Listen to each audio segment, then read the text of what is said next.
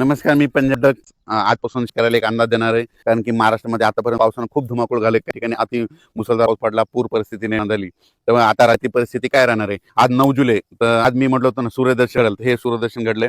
आणि राज्यात मात्र आता आणखी उद्याच्या दिवस फक्त विखुरलेल्या स्वरूपाचं नाशिक जिल्हा आणि उत्तर महाराष्ट्राकडे नंदुरबार, धुळजळगाव तिकडे तुरळक ठिकाणी आज पाऊस पडणार म्हणून हे अंदाज लक्षात येतात. पण राज्यात मात्र उद्यापासून पावसाचा जोर ओसरणार.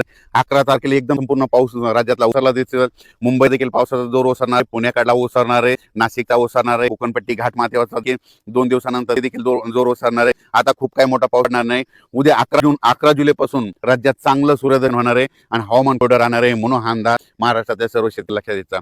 त्याच्यानंतर राज्यामध्ये बऱ्याच भागामध्ये हा पाऊस झाला आणि त्याच्यामध्ये देखील आणखी काही भाग वंचित आहे. तर त्या शेतकऱ्याला सांगू इच्छितो की राज्यामध्ये आता पाऊस येणार आहे. तर काय होणार आहे, 15 जुलै नंतर 15, 16, 17 जुलैच्या नंतर राज्यात पुन्हा थोडाच विखुरलेल्या स्वरूपाचा सगळीकडे पडणार नाही. तर ते पाऊस काय होणार आहे, जे वंचित जिल्हे आहेत, एक नांदेड जिल्हा झालं, ते भाग लातूर जिल्हा, धाराशिव जिल्हा, सोलापूर जिल्हा आणि बीड जिल्हा, त्या भागामध्ये काय होणार आहे म्हणजे 15, 16, 17 जुलै तुरळक ठिकाणी भाग बदलत त्या 2-3 जिल्ह्यामध्ये पावसाची हजेरी असणार आहे म्हणून हा अंदाज लक्षात येतात. महाराष्ट्रात देखील विखुरलेल्या स्वरूपाचा 15, 16, 17ला थोडाफार पाऊस येणार आहे. सगळीकडे पडणार नाही, फक्त स्थानिक वातावरण तयार होऊन ते पाऊस म्हणून हे अंदाज शेतकऱ्यांना लक्षात येतात. त्याच्यानंतर राज्यात आणखीन परत चांगला जसा आता मागे अतिवृष्टी धगपोटी झाली तसा पाऊस आला आणखीन आता जुलैचा शेवटच्या आठवड्यापर्यंत आता वाट बघावी लागणार आहे म्हणून हे अंदाज घ्यायचा. आता ज्यांच्याकडे सोयाबीन असेल तर त्यांनी काय करायचं, आता जमिनीमध्ये ओल भरपूर आहे, 10-12 दिवस झाले असेल, तुम्ही तुमच्या तणनाशक फवारू शकता, कीटकनाशकाच्या फवारणी करू शकता, डवणी वखरणी करू शकता म्हणून शेती कामे करून घ्यावी.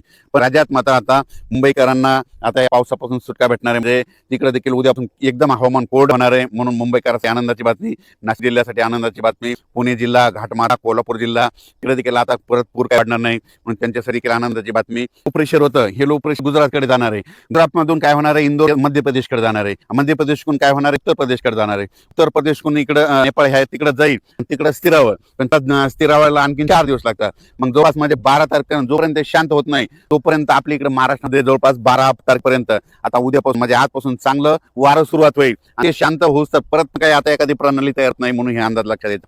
म्हणजे आता राज्यात मात्र उद्या 11 तारखेपासून सगळीकडे चांगलं हवामान कोरडं राहणार आहे म्हणून हे अंदाज लक्षात यायचा. फक्त 15, 16, 17च्या दरम्यान परत एकदा पावसाचं वातावरण तयार होईल, पण तो इतका पाऊस असा जोरात असणार नाही, फक्त तुरळक भागातच म्हणजे विखुरलेल्या रूपाचा ते असणार आहे म्हणून अंदाज लक्षात यायचा. चांगल्या पावसासाठी जुलैच्या शेवटच्या आठवड्यापर्यंत वाट पाहावी लागणार आहे म्हणून हे अंदाज देखील शेतकऱ्यांनी लक्षात घ्यावा. सोशल मीडियातून काय व्हायला ते अफवा पसरत आहेत की परत पाऊस येणार नाही. शेतकऱ्यांना घाबरू नका, पाऊस येणार आहे. जुलैच्या शेवटच्या आठवड्यात देखील असाच एकदम आताचा पाऊस आला की चांगला पाऊस येणार आहे. पण तुम्हाला एक सांगू इच्छितो, 15, 16, 17च्या दरम्यान देखील थोडाफार पाऊस असणार आहे म्हणून शेतकऱ्यांनी तुम्ही काय करा, आपण आपले शेती कामे करून घ्या, तणनाशक म्हणून घ्या, कीटकनाशक मारून घ्या, कारण की पाऊस बिलकुल येणार आहे, दुष्काळ वगैरे काही पडणार नाही. त्याच्यानंतर आता जुलैच्या शेवटच्या आठवड्यात देखील एक चांगला मोठा पाऊस येईल, त्याचा व्हिडिओ आणखी 2 दिवसात देईल. पण तोपर्यंत शेतकऱ्यांनी घालून न जाता आपण आपल्या शेतीत कामे करून घ्या, फवारण्या करून घ्या, वणी करून घ्या, वखरणी करून घ्या म्हणून हे सर्व शेतकऱ्याला सांगू इच्छितो.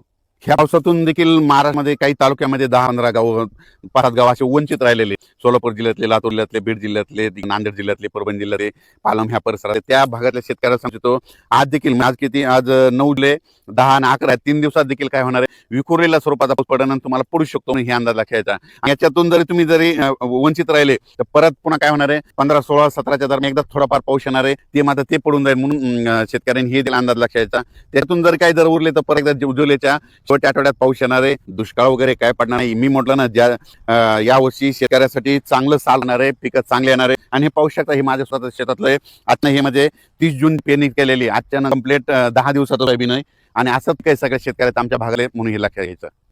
परत एकदा काय होईल, पुन्हा जुलैच्या शेवटच्या आठवड्यात परत काय होईल, बंगालच्या खाडीमध्ये परत तिकडे काय होईल, भुवनेश्वर आणि चेन्नईच्या दर परत एखाद्या चक्रवादळ तयार होईल ते पाऊस इकडे. आपल्या महाराष्ट्राला यावर्षी काय होणार आहे, काही अर्ध्या भागाला पुरेपूर पाऊस येणार आणि मुंबईकडे काय होणार, याच्यापर्यंत अहिल्यानगर, अरबी समुद्राचा पाऊस येणार आहे. हे आपल्याला खालून पाऊस पण येत असल्यामुळं यावर्षी चांगला पाऊस पडणार आहे. शेतकऱ्यांनी घाबरून न जाता आपण आपल्या पेरणीचं आपलं तयारी ठेवावं, पिकाचं संरक्षण करण्याची काळजी घेणे सगळ्यात महत्त्वाचं गरजेचं आहे. विनंती, आपण आपलं काम करत राहायचं, पावसाचं काम करत राहतं म्हणून आपण आपल्या शेतीची कामे करत राहावी. धन्यवाद.